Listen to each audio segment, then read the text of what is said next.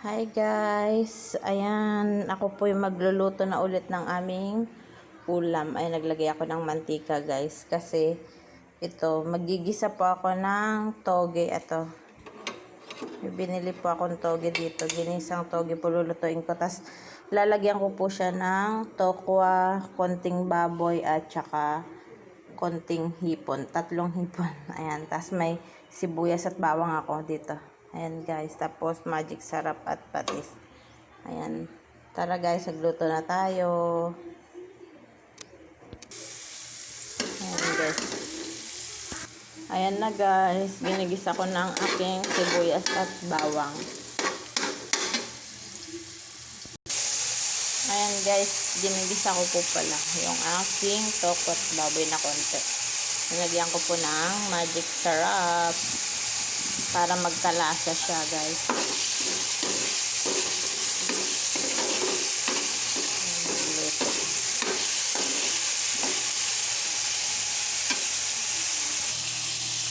Ayan guys, nilagay ko na rin po pala yung aking hipon. Ayan. Nilagyan ko ng 3 pirasong hipon kasi yung mga anak ko gusto nila yung hipon guys.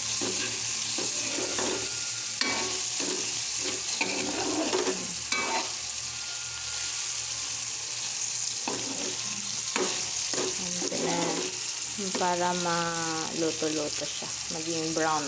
Saka ko po ilalagay yung aking gulay. Ayan, lalagyan ko muna ng patis. Ayan guys, lalagyan ko ng ating patis. Pero tansya lang, konti lang muna. Para hindi siya ganong umalat.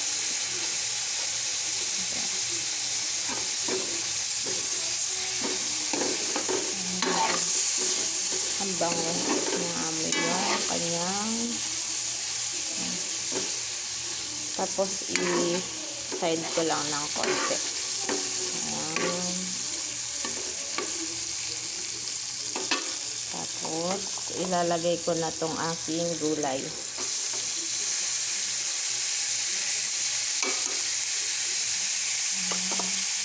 Para siya naman yung aking mag-isa dito.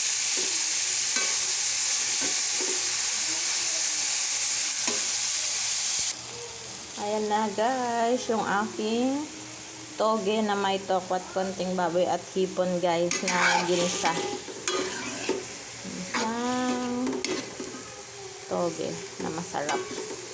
Ayan guys, ang ulam namin.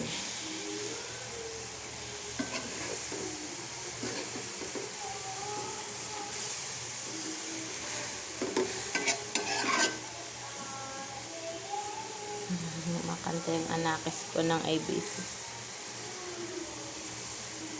Ayan guys, malapit na to maluto. So, pwede na kaming kumain. Pakulang ko lang siya ng bagya.